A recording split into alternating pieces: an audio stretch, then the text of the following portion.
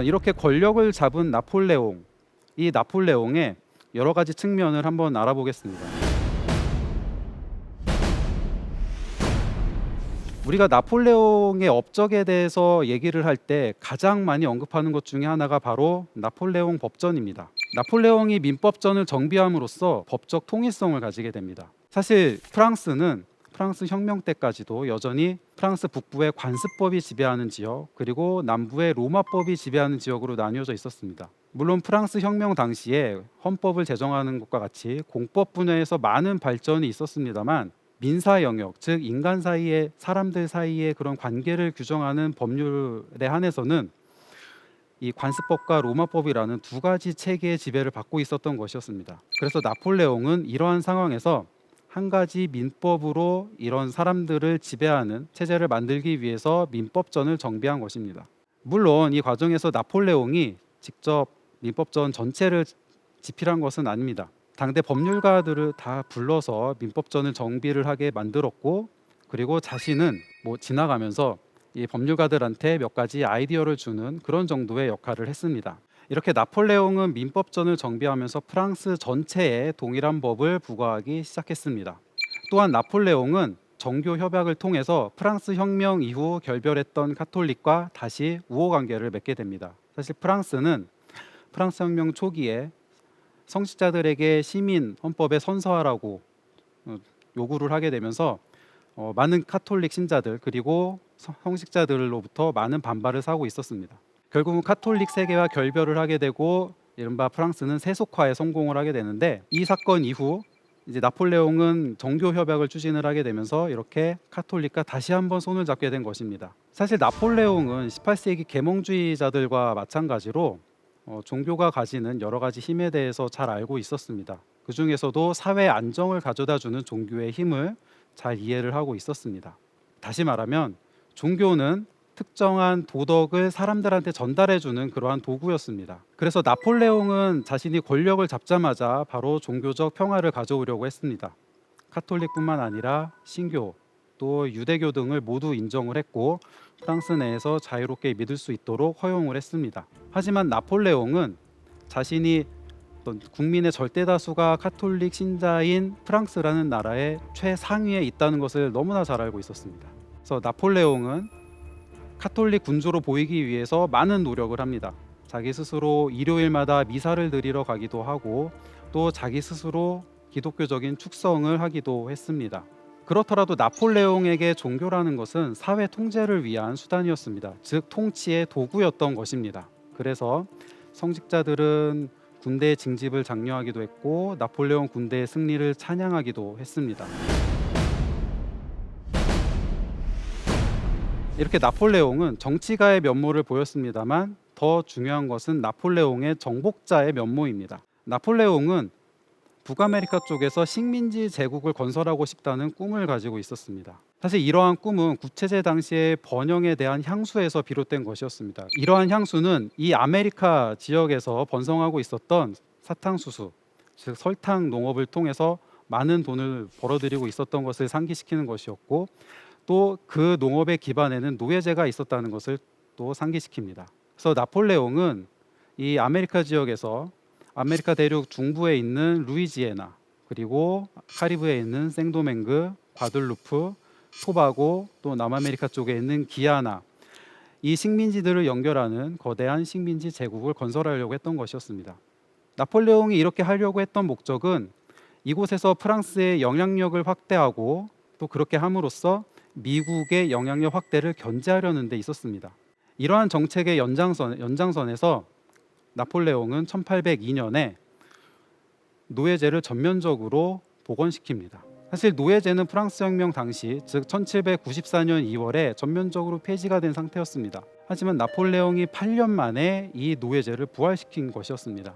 얼마 전 프랑스에서 나폴레옹 서거 200주년 기념 행사를 할 때 프랑스 대통령인 엠마누엘 마크롱이 연설을 하면서 이 점에 대해서도 언급을 했습니다.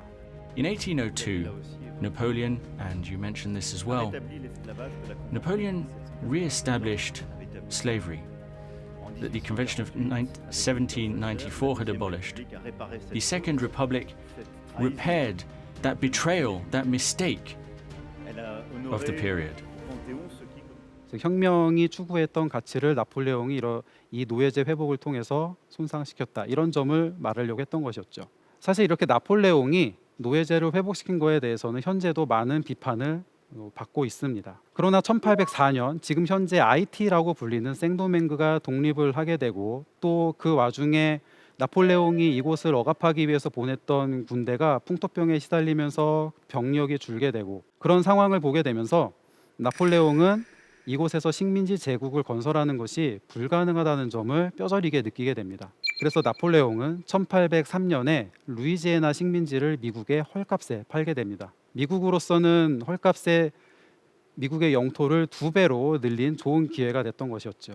이제 유럽 내에서 나폴레옹은 계속 동쪽으로 진군을 했습니다.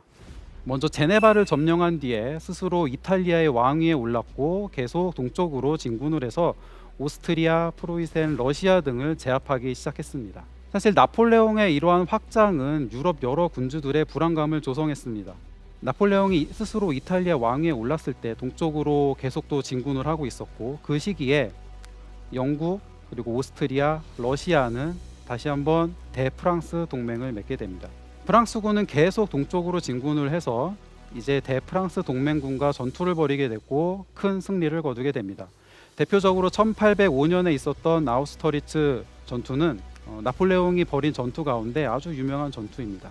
이 아우스터리츠 전투의 이름을 따서 파리에는 오스테를리츠역이 있습니다. 프랑스식으로 발음을 하게 되면 오스테를리츠라고 합니다. 그래서 이 오스테를리츠역 이름이 바로 이 전투의 이름에서 따온 것이고, 그 앞에 있는 다리 이름 역시 오스테를리츠 다리입니다. 다리의 이름 역시 이 전투에서 따온 것입니다. 이 오스테를리츠 전투 외에도 나폴레옹이 거둔 전투의 이름을 본따서 이 파리에는 많은 지명이 생기기도 했습니다. 실제로 이 오스테를리츠 전투 이후에 오스트리아군을 격파했던 울름 전투, 이 울름 전투의 이름을 따서 지금 현재 파리에 있는 빵떼옹 옆에는 울름 거리라고 있습니다.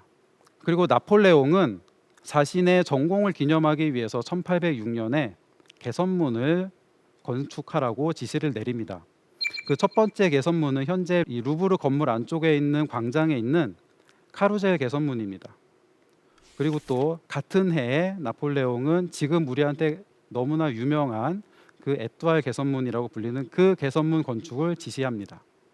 또한 나폴레옹은 현재 독일 지역에 나폴레옹의 보호를 받고 나폴레옹에게 충성을 다하는 그런 라인 동맹을 또 구축을 하게 됩니다. 이렇게 나폴레옹은 전에 없이 자기의 영향력을 유럽 곳곳에 퍼뜨리기 시작을 했습니다.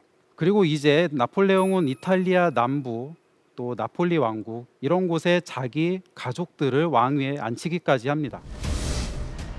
많은 전투에서 승리를 거두고 프랑스 영토를 최대로 확대해 전쟁의 신으로 불리는 나폴레옹은 옛 병법서를 참고해 자신만의 전술을 만들어 병법상 혁신을 이끌어냈습니다. 나폴레옹은 전술에서 속도를 가장 핵심에 두고 2가지 종류의 전술 기동을 선호했습니다. 첫째, 적군의 뒤로 돌아가 적을 앞뒤로 포위하는 것. 둘째, 중앙을 차지해 적군을 둘로 나누어 각계 격파하는 것인데요. 모두 기습과 빠른 이동 속도가 중요했습니다. 나폴레옹은 불리한 상황에서도 전략적인 재능으로 결정적 승리를 이뤄냈습니다. 경제적인 부대 운용과 기동성을 중시한 나폴레옹은 마렌고 전투에서 대형 무기를 모두 분해해 알프스를 이틀 만에 넘어갔는데요. 카르타고의 장군 한니발이 알프스를 넘는데 보름이 걸린 것과 비교하면 나폴레옹의 기동력이 얼마나 뛰어났는지 알 수 있습니다. 나폴레옹이 전쟁을 위해 조직한 교육제도 역시 중요한 승리 요인인데요. 장교 및 부사관 양성학교를 설립하고 포병대와 육군의 전술 훈련을 위한 조직을 만들었습니다. 이후 유럽의 여러 나라들이 나폴레옹의 전술을 모방하기 시작했는데요. 프로이센과 오스트리아는 대규모 징집령을 통해 나폴레옹과 같은 대규모 군대를 유지하는가 하면 민족의 기치 아래 나폴레옹에 저항하도록 국민들에게 동기를 부여하는 등 나폴레옹의 전술은 다른 유럽 국가에 많은 영향을 미쳤습니다. 이제 1806년 나폴레옹은 다시 한번 결성된 대프랑스 동맹군을 맞이하여 또다시 승리를 거두게 됩니다. 대프랑스 동맹군을 맞이하여 이에나라는 곳에서 전투를 벌이게 되고 크게 승리를 거두게 되는데, 이 이에나라는 이름 역시 지금 현재 파리에 에펠탑 앞에 있는 다리의 이름이 붙어 있습니다. 즉 이에나 다리라고 있고, 또 현재 파리에 있는 주 프랑스 한국문화원 그 근처에는 이에나라고 하는 지하철역이 있기도 합니다. 이제 이 이에나 전투에서 승리를 거둔 뒤에 프랑스는 계속해서 대프랑스 동맹의 국가들을 압박하기 시작을 했고, 여기에 러시아까지 압박을 하게 됩니다. 그리고 러시아를 압박해서 프로이센을 분할해서 나눠 가지게 되죠. 그리고 나폴레옹은 대륙 봉쇄령을 내리게 됩니다. 나폴레옹은 대프랑스 동맹을 주도해온 영국을 경제적으로 봉쇄하기 위해 영국과의 교역을 전면 금지하는 베를린 칙령을 발표합니다. 유럽 내 프랑스 동맹국과 중립국에 영국과의 통상 금지령을 내렸고, 이것을 어길 경우 압수 및 처벌 대상이 되었는데요. 대륙 봉쇄령은 일시적으로 영국 경제에 타격을 입혔으나 영국은 이미 산업화를 통해 탄탄한 경제적 기반을 구축하고 있었고, 미국, 러시아 등과 대규모의 밀무역을 감행하며 위기를 극복했습니다. 프랑스가 영국과 교역을 단절시키면서 유럽 내 다른 나라들의 반발과 저항을 야기했고, 프랑스도 영국 못지않게 경제적으로 큰 타격을 입었기 때문에 대륙 봉쇄령이 프랑스에 유리한 것만은 아니었는데요. 오히려 대륙 내 반프랑스 감정을 고조시키는 결과를 초래했습니다. 결국 나폴레옹은 수입 허가제로 정책 노선을 바꿨는데요. 영국을 고립시키려던 대륙 봉쇄령이 오히려 프랑스와 나폴레옹에게 큰 재앙을 안겨준 계기가 된 것입니다. 이제 나폴레옹은 에스파냐로 눈을 돌리게 됩니다. 사실 나폴레옹은 원정을 시작하기 전에 이탈리아에서 왕을 하고 있던 자신의 형을 에스파냐 왕위에 자위로 앉히게 됩니다. 자신들의 뜻과 다르게, 그리고 자기들이 모시던 그런 왕 대신에 다른 나라 사람이 갑자기 왕위에 오르게 되니까 에스파냐 사람들은 거세게 반발을 하게 됩니다. 특히나 마드리드에서 큰 봉기가 일어나게 되는데, 이 봉기는 에스파냐 전역으로 퍼지게 되었고, 급기야 이 봉기가 있고 난 다음 날 프랑스 군대는 이 마드리드에서 봉기에 참여했다는 이유만으로도 많은 사람들을 학살을 하게 됩니다. 이것이 바로 마드리드 학살인데, 지금 보이는 그림은 프란시스코 데 고야라는 사람이 이 마드리드 학살을 그린 그림입니다. 영국은 에스파냐를 돕기 위해서 직접 군대를 파견하기도 합니다. 그리고 에스파냐는 지속적으로 저항을 이어나갔죠. 이에 나폴레옹은 직접 많은 군대를 이끌고 에스파냐로 진입을 하게 됩니다. 그래서 에스파냐에 있는 많은 저항군들을 분쇄를 시킨 뒤에 나폴레옹은 자신의 휘하 장수에게 에스파냐를 맡기고 자신은 프랑스로 돌아갑니다. 그러나 에스파냐의 저항은 계속됐고, 특히 게릴라 전술을 통한 저항 때문에 프랑스군은 크게 고전을 합니다. 그리고 이후에 결국 프랑스군은 에스파냐 원정에 실패를 하게 됩니다.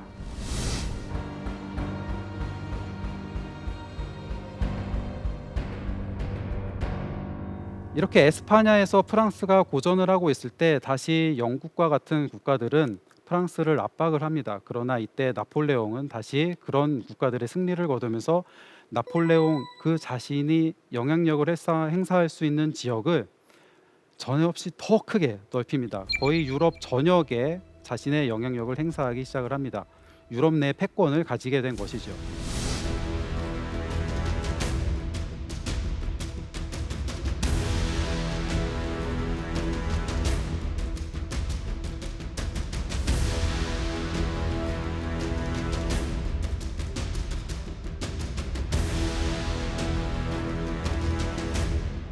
그런데 여기에 나폴레옹한테 눈엣 가시와 같은 국가가 있었습니다. 바로 러시아였습니다. 러시아는 대륙 봉쇄령 이후에 사실 영국과 교역을 하고 있었습니다. 나폴레옹은 그것을 금지를 했지만 러시아는 영국과 교역을 통해서 먹고 살고 있었기 때문에 대륙 봉쇄령이 이 러시아에게는 치명타였던 것이었죠. 그래서 영국은 어쩔 수 없이 대륙 봉쇄령을 어기고 영국과 교역을 했던 것이었습니다. 나폴레옹은 이것을 빌미로 이제 러시아를 침공을 하게 됩니다. 그때가 1812년입니다. 나폴레옹은 계속 진군을 해서 모스크바까지 진격을 합니다. 사실 러시아 군대는 계속 뒤로 물러나고 있었어요. 마치 영화 속 명대사처럼 들어와 이렇게 얘기를 하고 있었던 것이었죠. 나폴레옹은 속전속결을 원했고 그래서 빨리 러시아 군대와 만나서 전투를 벌이고 싶어 했지만 러시아군은 거기에 응하지 않은 것이었습니다. 모스크바에 도달하기 전에 모스크바와 비슷한 이름을 가진 강이 하나 있는데 그 강에서 전투를 처음으로 벌이게 됐고 그곳에서 승리를 했습니다. 나폴레옹은 이 전투를 마치 모스크바에서 이긴 것처럼 잘 포장을 해서 또 프랑스 본국에 선전하기도 했지요. 결국 나폴레옹이 모스크바에 입성을 했을 때 그때는 이미 러시아는 추워지기 시작한 때였습니다. 그런데 마침 러시아 이 추위 속에서 나폴레옹이 모스크바에 입성을 했을 때 모스크바에 대화재가 발생합니다. 나폴레옹은 모스크바에서 나와서 다른 곳으로 이동을 할 수밖에 없었죠. 그러나 추위는 더욱더 심해집니다. 나폴레옹은 이제 퇴각을 할 수밖에 없었습니다. 퇴각을 하는 길에 러시아 군대를 만나서 지기도 하고 그래서 많은 사상자를 내기도 하고 또 추위 속에서 얼어 죽는 사람이 속출하게 됩니다. 이 그림에서처럼 정말 추위 속에서 많은 병사들 그리고 나폴레옹까지도 힘들게 퇴각을 하고 있었죠.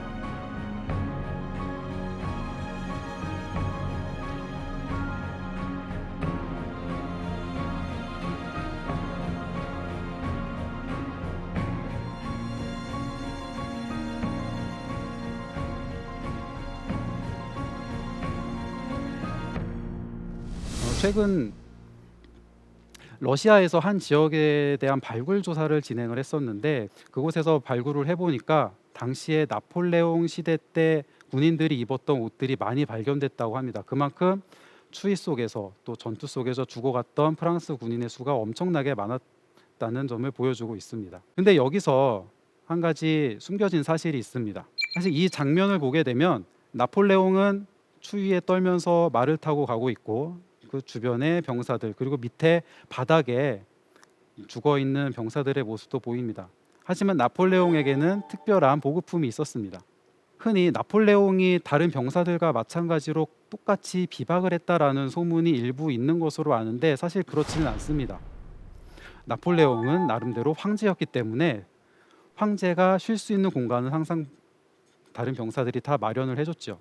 실제로 나폴레옹은 항상 출전을 할 때 황제 전용 천막, 황제 전용 침상, 또 전용 탁자, 의자 등을 항상 가지고 다녔고 또 자기가 먹을 식량을 따로 또 챙겨갑니다.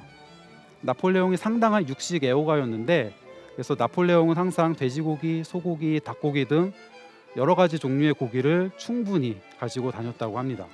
또 나폴레옹 본인만을 위해서 커피도 수백 킬로씩 가지고 다녔고 또 자기가 먹을 꼬냑, 포도주, 아르마냥 같은 술도 수백 병씩 가지고 다녔다고 합니다.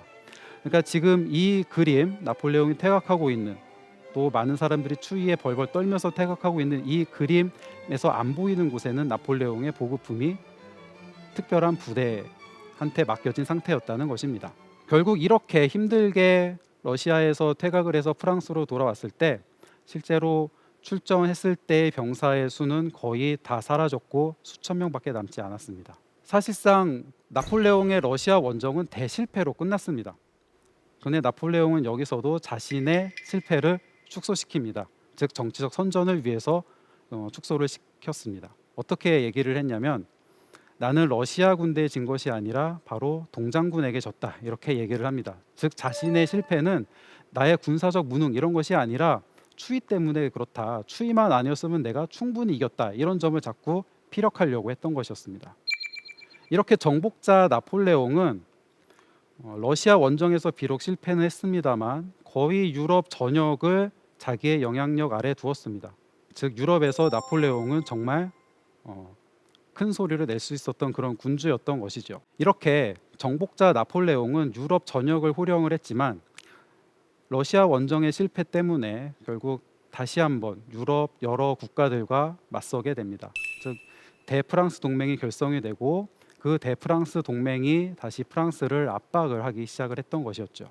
사실 나폴레옹은 이렇게 계속 전쟁을 하기 위해서 수많은 징집을 할 수밖에 없었습니다. 20세 이상의 성인 남성들에게 모두 징집 명부에 이름을 올리라고 명령을 했고, 그리고 그 중에 추첨을 통해서 실제로 전장에 투입될 병사들을 선택을 했습니다. 다시 말하면 제비뽑기를 잘하면 전장에 굳이 끌려가지 않아도 되는 것이었습니다. 일부 부유층 같은 경우에는 대리인을 고용을 해서 대신 전장에 보내기도 합니다. 그러니까 목숨을 걸고 나가야 되기 때문에 그만큼 가격이 비쌌겠죠. 그래서 이것은 부유층에만 해당되는 얘기였습니다. 또 가난한 사람들은 징집에서 빠져나가기 위해서 산이나 또는 숲으로 도망치기도 했습니다. 이런 사람들을 이 무장 경찰이라던가 군인들이 뒤쫓기도 했죠.